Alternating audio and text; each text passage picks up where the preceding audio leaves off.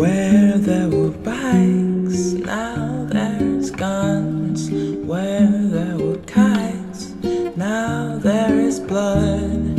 Where there is music, now there's silence.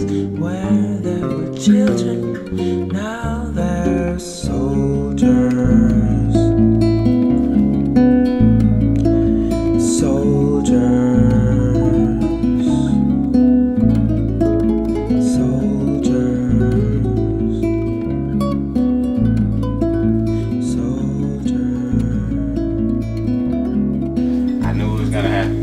Since I heard the story, it's like, okay, I could kind of see how it was gonna play out, especially considering like how the media reported it, the evidence they were saying, and how like the police department handled it, you know. And when they released the video a few days afterwards, I kind of like they don't want to indict this guy, and they're gonna do whatever they can to, you know, cover up their track. It set a dangerous precedent because more people are gonna start popping up thinking they can get away with it too, and get paid too. Because I saw like Officer Wilson, he made like close to $1 million for his interview, so which allowed him to quit his job. So he's not a cop anymore. He's a millionaire. So crime pays, huh? Yeah, it always has. That's how America started, you know. First and foremost, we are a nation built on the rule of law. And so we need to accept that this decision was the grand jury's to make. There are Americans who agree with it, and there are Americans who are deeply disappointed, even angry. It kind of hurts just to continuously see these stories in the news, and it makes us want to like actually encourage each other to, you know, protect our young ones and to be mindful how we are impactful on them. Image that, you know, they want to portray the black man to be, you know, a thug, you know, criminal, you know.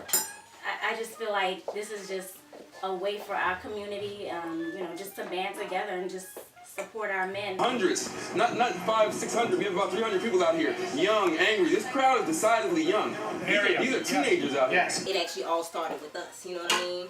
But a lot of black people, they're asleep on that. They don't know that this started with us, and that we should take our power back. Like, we have to take our power back.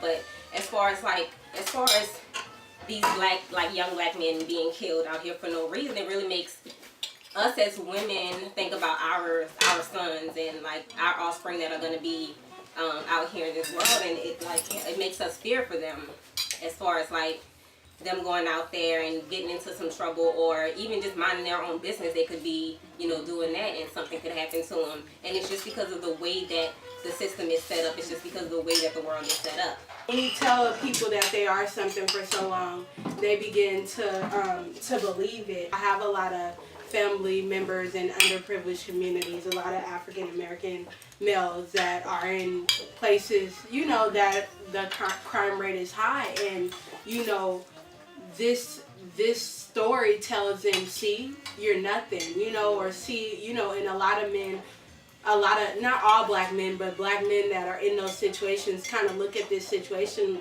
and, you know, don't really see hope because there's no justice. Sometimes they'll show certain things over and over and over again on TV because it does terrorize people. The way Rodney King got that beating over and over and over again on CNN, and no matter who you are, when you see something like that, it has an effect. And most oppressed people internalize something that they see, and they make it seem like it's something that's their fault as opposed to a systemic problem outside of them.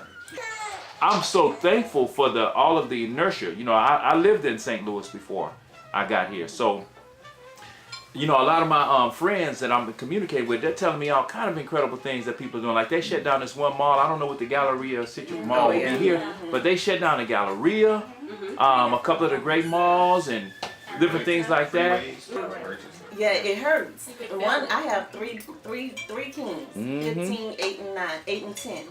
And I teach them that's why they want to keep doing this to us, because of that God in you, because you are that king, because That's right. they know that the power is in you. So every chance they get, they will shoot our sons down.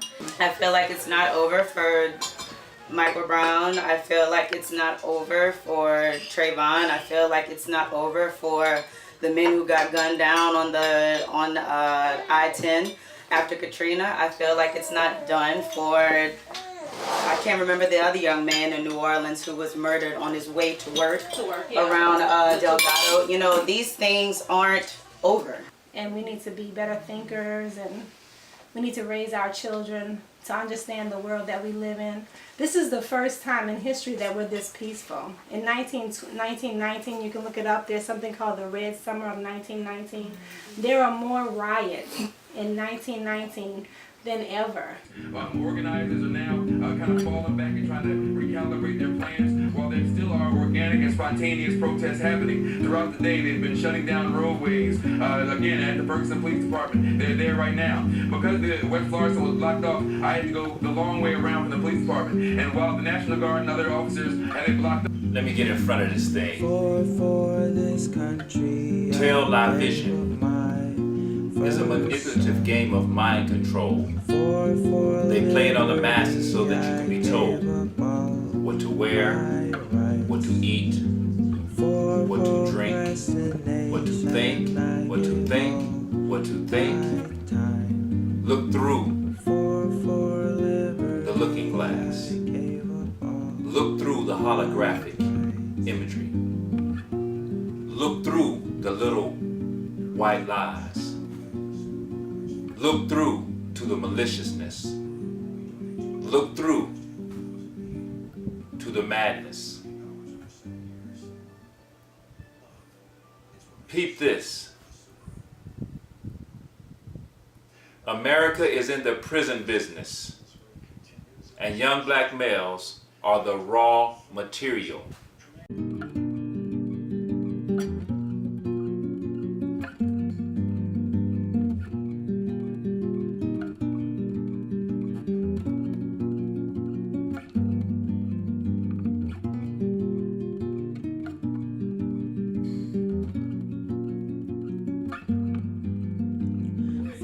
For this country